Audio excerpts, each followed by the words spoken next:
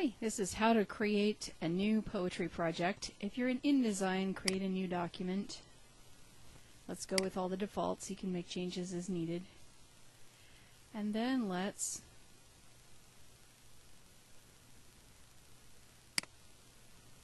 grab our poem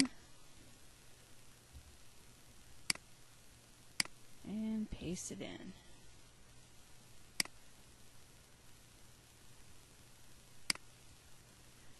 We'll make it bigger. Text tool. I'll center it and make it a lot bigger. Say 48 points. Back to the pointer tool. Make it wider and taller. And we fix the lines.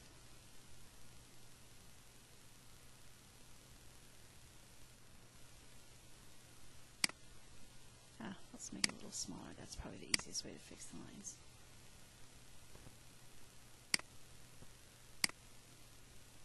Too small. There we go. That's good. And now we will go to the pointer tool, pull the bottom of this up so it doesn't overlap our artwork. This is a key. Don't overlap your artwork. File, place. Desktop. I have no idea what I'm about to pick. Just pick something out of my images folder. Let's say people. And I'll pick her. Pop her in there. She's really big. So I'm right clicking.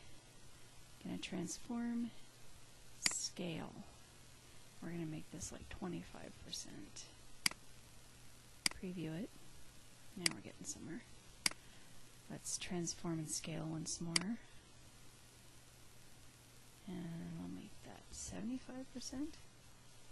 Sure, that's okay. So here we are. And we want to highlight, this is not an artistic arrangement, but we want to highlight the poem.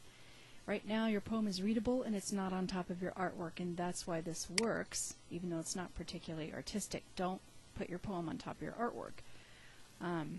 The other tip would be to not use a super curly font.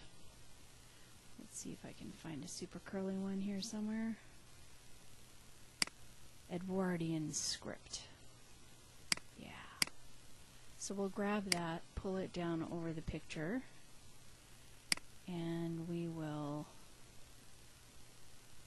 arrange and bring it to the front. Okay, when you print this, it looks okay here, but when you print this out, it's going to be very hard to read your poem. It's right on top of a busy picture, busy part of the picture, and when you print it out, the text will not be dark enough, and it's very scripty, so it would be a little bit of a challenge to read, even if it were not on top of the picture. Your other alternative is to change the font to something like, let's go find this, something like this, Britannic Bold.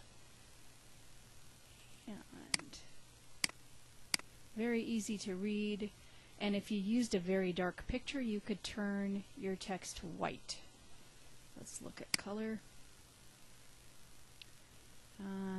Swatches, that's easier, and just click paper. And if you're on the top of a dark picture, as you can see, that works. But make sure your dark picture is not busy, because if it is, then it's still going to be really hard to read, even if your text is white. You don't want to mash text on top of an actual busy part of an image. It's a recipe for not being able to read it. So those are the two tips for making a great poetry project. One, try not to have your text on top of your image if you can at all help it. It's not a great design idea unless you have a lot of experience at design. And the other tip is make your font something simple, not like this. The Britannic Bold's kind of dated, but make it something simple and clean and easy to read and large enough to read, and it will look beautiful. And you could put this If you change the size of the image, you could put this on one side of the image, or you could put it across this top part of the image that doesn't have very much going on up there.